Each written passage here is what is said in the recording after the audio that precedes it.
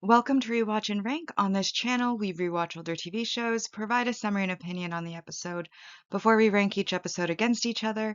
Today's episode is No Game, No Life, episode 12, rule number 10. The episode in a nutshell is just a brief reminder of what happened within this episode.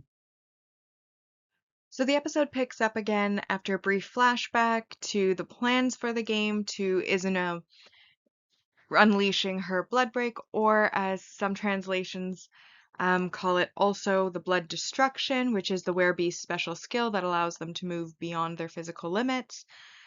And once that happens, she basically is incredibly powerful, able to change her jumps mid-air, jump twice in mid-air, move faster than even Shiro is able to calculate because she calculates using physics and they're beyond physical limits, so her calculations become useless. And Sora and Shiro manage to hold out briefly, but then do end up being shot with Izuna's love gun and basically falling, and Jibril also seems to have been taken over by Izuna, so Izuna then removes her blood destruction and returns to normal, getting happy that she had won before she gets shot from behind. And it is revealed that Stephanie had been, the entire time the game was going on, she was basically piggybacking one of the NPCs. Because the NPC moves in a specific pre-calculated route, they were able to know exactly where Stephanie would be and when she would be there by her piggybacking on the NPC. It is revealed that the order that Sora had given to Stephanie was that she was to follow one order written down by Shiro and then forget about it, and the order essentially was to piggyback on this girl. She would then, obviously because she was touching an NPC, lose all of her gun's power, and she would fall asleep. So basically she had no bloodlust, the NPC's feet don't make a sound. And then what happened was, as they were falling, when Jibril and Shiro's bullets hit mid-air, the one that ricocheted off was actually not aimed at Izuna, but was aimed to Stephanie, who was below them on the street. This renewed her power, which started to decline again, and then the order that she was given was essentially, when it was almost out, to shoot straight ahead. And basically, the entire thing was planned from the start to lure Izuna to that one specific location where they could be sure that she would be, and then to use Stephanie's lack of bloodlust and the NPC's lack of footsteps and predictability to get a shot that neither Ino nor Izuna could foresee and therefore could not stop. And this ultimately led to their victory. And at first, Izuna is devastated because, the Eastern Federation's people are all going to be unhappy and she's lost it for her nation and blah, blah, blah, blah, blah. But then we get a bath scene afterwards where Izuna is very happy to be there, and Sora reveals that off screen he had told her what his plans actually are, and so that put her mind at ease, and that's why she's able to have fun. Ino asks him what those plans are, but he basically just says he'll have to wait and see. We then have the Miko from the Eastern Federation's representative had snuck into their bath, and then she takes them back to the Eastern Federation, where she challenges them to another game, revealing that Sora had given information on the game to both the Elven Guard and the Avantheim, which is the Flugel Nation and the Elven Nation, and that, as a result, the Eastern Federation feels that they are screwed. And so they agree to a game. If Sora wins, everything that is the Eastern Federation becomes part of Alkia and under Amenity's rule. And then what the Miko wants is the Werebeast's right to self-rule, access to the continents, resources and for the werebeasts to maintain their rights as exceeds. And they then have this challenge. Sora suggests a coin toss, and she uses the blood destruction or blood break to anticipate that it will land on tails.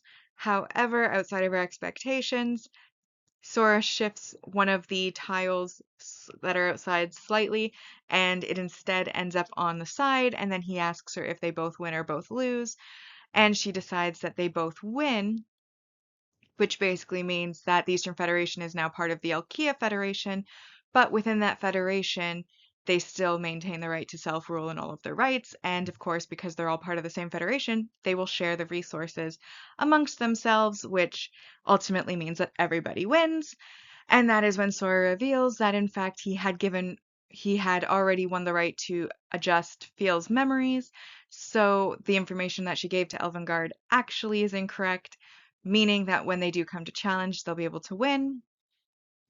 We then see Kurumi and Fiel walking around Elvingard, and Fiel basically saying that she's totally fine with betraying Elvingard because all she cares about is Kurumi. And so she would destroy the whole world if Kurumi asked her to, so she does not mind that she had just lied to her own nation, potentially dooming them to fall under Alkia's rule as well. And then the very, very, very final scene of the episode, of course, is that, well, sorry, I'm jumping ahead. The next little bit, of course, is where Sora and Shiro explain to everybody that you can't actually take the race pieces, that they are designed specifically to become the chess pieces in a game against Tet, and that their ultimate goal is to challenge Tet, not each individual nation. And they remind everybody that rule number 10, which is the one commandment rule that doesn't expressly have to be followed, is let's all have fun and play together. And so in order to challenge God, you have to collect all the races and the race pieces, but you need them all to fight together and join their wit and wisdom together in order to play. And that's their ultimate goal, which is when the very, very last scene, Sora then brings up the fact that if the Eastern Federation has a Shrine Maiden, then that would mean they also have. And then big visual effects, an old deuce kind of descends and possesses the Miko to basically ask them, why have you summoned me? What do you want? And that, of course, is one of the Exceed races, the old deuce, which of course are gods that were overthrown by Tet, or rather overthrew themselves, and Tet kind of stepped in as the one true god, so now they're just called the Old Deuce. And it ends on the line, let's let the game begin for this episode. And now it's time to rank the episode. And as always, we will rank on our two lists, the mostly objective ranking list and then the personal ranking list. Which now brings us to the mostly objective rank values, and I highlighted those I felt applied to this episode. I didn't feel that there were any negatives to this episode, so we are just dealing in the positives. The first positive is the supporting character introduction of Miko. I honorably mentioned before, when she did first appear behind a screen and just had a voice, that she did technically appear before, but we didn't meet her as a character at that point. And this is the first time that we actually see the character interact for any length of time or have any sort of building of a character, which is why this is counting, to me at least, as her introduction episode. And that, of course, is worth 2 points. We then also have our resolved subplot, which is them winning the game between Alkia and the Eastern Federation ×2, because after they win the initial game, the Love or Loved 2, we then go and have the coin toss game, which is also a mini plot within the episode. So I counted each of those wins separately, so that's 2 plus 2, which is 4. And then finally, worth 3 points, we have our main plot progression. To me, each of the individual games and conquerings is a subplot, within the overarching main plot, which is, of course, the goal to challenge Tet and unseat him as the one true god of the world, and therefore beat the game that is the world of Disboard. And in this episode, once the two mini games are done, that is when Sora and Shiro start setting up and progressing towards, they've set up so now conquer Elvengard, Aventime is present, and then they're bringing in the Old Deuce, which is yet more of the Exceed races that they haven't conquered yet.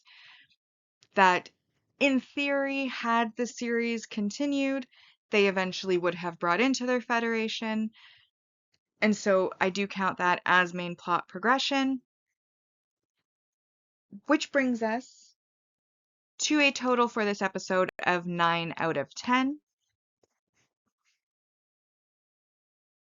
So that brings our series ranking for our mostly objective ranking. Because there is only one season of this series, we have our series ranked in first, we have beginner, second, grandmaster, third, rule number 10, fourth, challenger, fifth, interesting, sixth, fake end, seventh, expert, eighth, sacrificed, ninth, blue rose, 10th, killing giant, 11th, skywalk, and then 12th, we have weak square.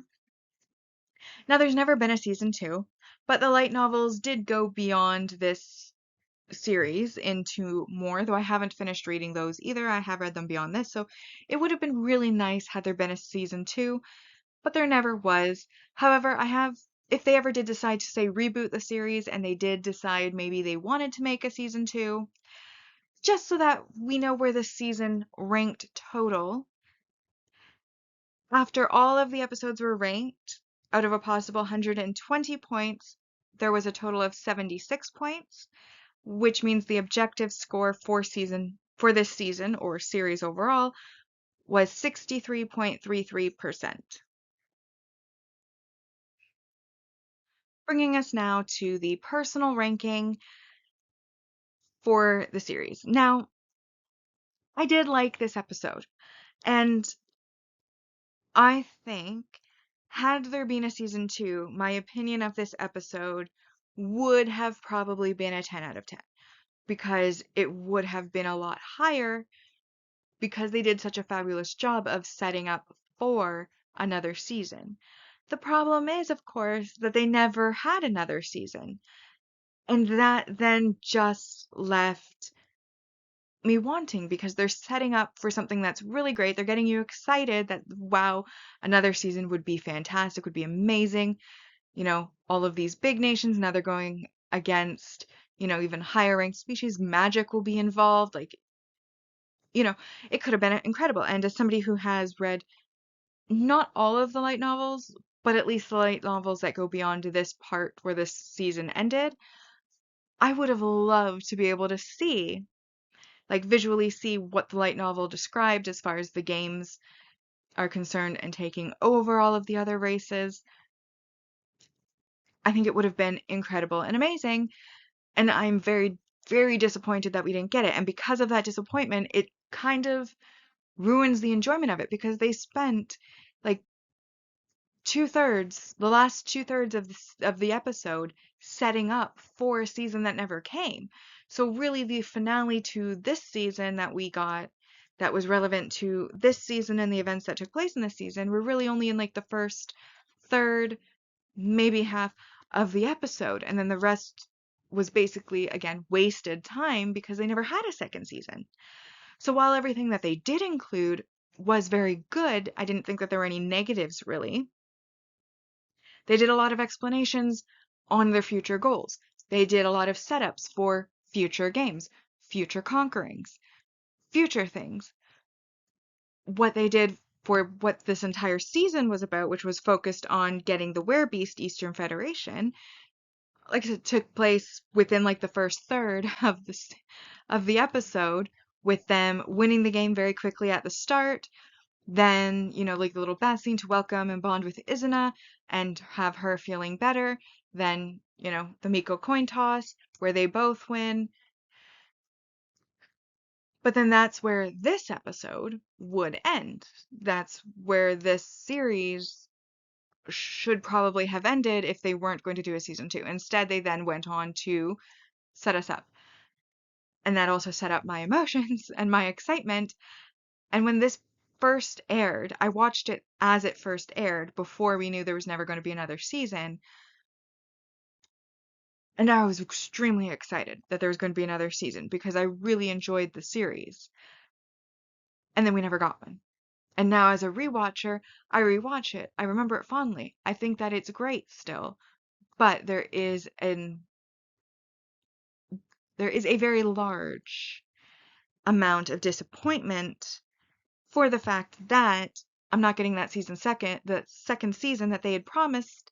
And I guess they didn't technically promise, but they set it up. They set it up so clearly. They spent so much time on it that why would you do that if you had no plans whatsoever to ever have a second season? You wouldn't put in all of that if you didn't plan to at least have a second season at some point. So, very disappointing. That is why I ranked it at just an 8 out of 10, even though had there been a second season, I probably would have ranked it a 10. And then, much like I did with the mostly objective ranking, there is no other seasons. So the series ranking is the series ranking as it stands. But should at some point in the future they decide they wanted to reboot the series and they did put out a random season 2, after calculating all of the points that we gave per episode for the season, it worked out on the personal side to be 74 out of a maximum possible 120, which gives this season a total ranking of 61.67%. And with that, we've now rewatched and ranked No Game No Life episode 12, rule number 10. That is, of course, the end of the series as we have it so far. So like and subscribe if you'd like to, and I will see you in another series.